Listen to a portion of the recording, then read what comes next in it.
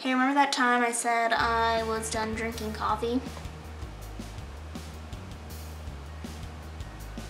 Yeah, that didn't last long. Hey guys, I'm Allie and welcome back to my channel. It is another month, and even though it's like halfway through the month, and I like to have these videos up a little sooner than this, I'm going to be telling you guys about all the books that I checked out of the library in July. Technically, what I do is I only show you guys the books that like I feel like you would really be interested in, because there are times when I check out like non-fiction that I just kind of flip through, or movies. I don't really talk about them because most of the time I don't have them very long.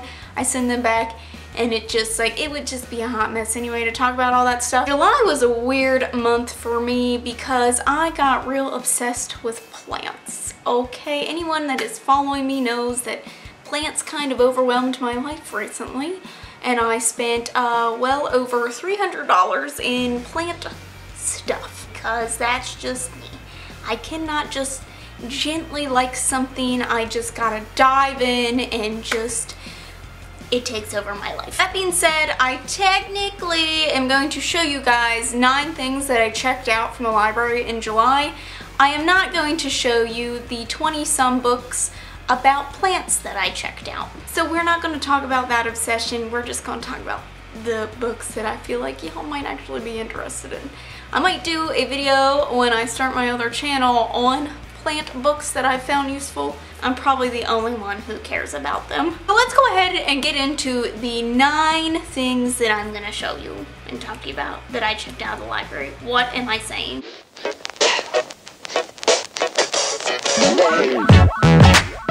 Okay, one thing that you guys are gonna see, this is a repeat. I have checked this out of the library before and didn't read it. I got this in anticipation of a read-along that was happening over at Strip Cover Lit and just did not. We all know that I have been failing at readathons and read-alongs this year, but I re-picked up Adjustment Day by Chuck Palahniuk. Chuck Palahniuk is one of my favorite authors. His stuff is just so out there and unique and just really makes you think, and it's just so strange. So I really wanted to read this. I still have not gotten around to it. Like, Allie, what are you doing? I think I'm mostly terrified because I either really love his stuff or just really don't like it at all. And this one is basically about white supremacists taking over the world. So might hit a little too close to home. I'm also a little worried about how the execution of this story is going to go. I've heard really mixed things. I've been waiting to read it and then watch Strip Cover Lit's videos on it. So we'll see. I'm hoping I can get around to this soon. I might end up just buying a copy, honestly. I really want to own all of Chuck Palahniuk's work anyway, so that might be easier than to continuously check this out of the library. I also got the sequel of, oh god, what's it called? Royal Bastards. I read Royal Bastards last year and enjoyed it. I thought it was a pretty good fantasy series. So I picked up City of Bastards.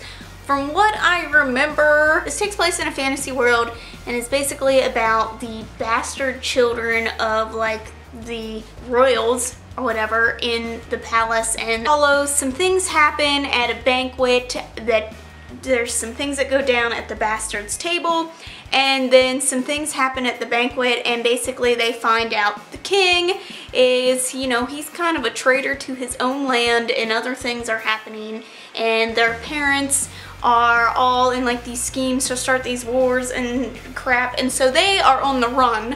And this follows them kind of running off in their travels and trying to get safe, and what's going to happen. They end up going to like a neighboring kingdom to warn them like what's going on.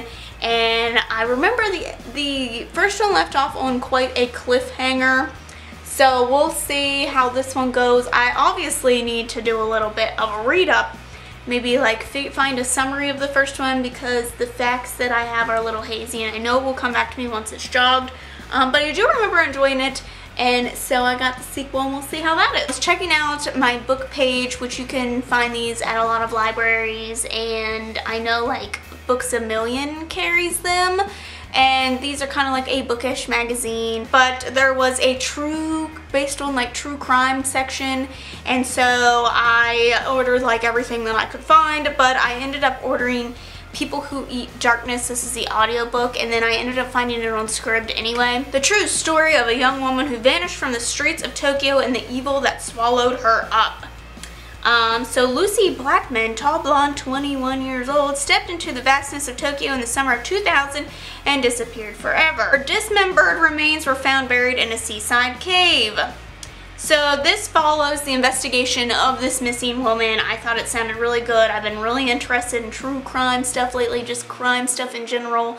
I recently have become obsessed with Jack the Ripper. I don't know what my morbid things are going on in here, but yeah. I also checked out Fact of a Body, and I've heard that this is a pretty grotesque book. I had checked out the audiobook, but again found it on Scribd, so I returned it. I honestly don't really know what this is about. It's apparently about this law student who is working on the retrial for a child molester and murderer, and she finds herself like tangled up in the story, and there's some sort of like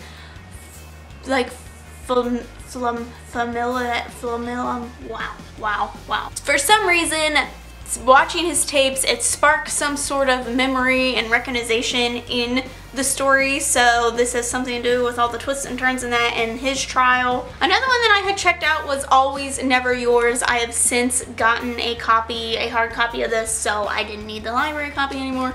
But this is about a girl who every time she dates a guy right afterwards, they find like the love of their life. So she gets cast as Juliet in her school's production of Romeo and Juliet, and of course I believe she ends up liking the guy that's playing Romeo, but there's also some other guy involved, and it might be like a love triangle, but I think she's also afraid to date these people because, you know, her weird curse thing that's going on where everyone like finds their true love after they date her and no one actually wants to date her kind of deal.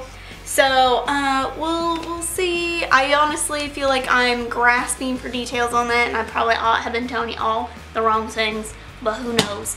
Oh no, I thought it sounded pretty cute and unique. So, oh no, I couldn't go a month without checking out a collection of short stories. So I checked out this one. It is called All That Is Left Is All That Matters. This cover is gorgeous, hence why I checked it out. I don't know if there's really a theme to the stories yet. I haven't really gotten that far into it, but I will let you guys know. I usually do a review of each story separately on Goodreads, so if you guys are ever interested in that, you can check that out. But we will see if this is a good collection of short stories. It is beautiful, so I hope that it is. They just keep upping these covers. I had someone recently ask in the comments how I find short story collections. I don't think I answered the comment. But most of the time it's just me searching through the aisles at the library, or seeing what's new at the library, or even doing like a Google search like short story collections coming out this month. So there's really no method. I just happen upon them most of the time. Another thing I checked out was Wicked Girls. I checked out the audiobook of this. I do have a physical copy, which I just don't feel like finding. It is about these two young girls that committed this like awful murder, and it is years later and they are both living separate lives. They have now had contact since then, and one works at an amusement park, and all of a sudden these women are being murdered at this amusement park. The other one is a journalist, and she is put on the case to write about it, and they end up running into each other, and of course their past comes back to haunt them, and there's other things going on in their life. There's this other murderer running rampant. They're worried that people are going to figure out who they are. Like, it is a hot mess, to put it nicely. I also checked out Giant Days Volume 7. I love the Giant Days series. It's one of my favorite graphic novel series. This just follows these three girls, and they go to university, and it is just about their life, their trials, their school, their friendships, their relationships, and I don't know why. It's just so relatable and so funny, and just it's just so easy to read too, and I can just imagine these scenarios in my own life, and I think that's just why I enjoy it so much. so yum. And then the last thing that I have to show you guys is this one. It's called Freshmen. Honestly, just picked it up because it's got red Solo cups on the front. Standards. Phoebe can't wait to get to college on her own, discovering new things, no curfew. She'll be free, and she'll be totally different, cooler, prettier, and smarter, the perfect potential girlfriend. Convenient, the only person from her high school also going to York is her longtime crush Luke. Luke didn't set out to redefine himself, but as soon as he arrives on campus, he finds himself dumping his long-distance girlfriend. So convenient. And the changes don't stop there. In fact, being on a soccer team is his only constant. Just when things start looking up and Phoebe and Luke start hooking up. Wow, way to spoil it! Drama looms on the horizon. Rumors swirl about the wall of shame, a secret text chain run by Luke's soccer team filled with compromising photos of girls.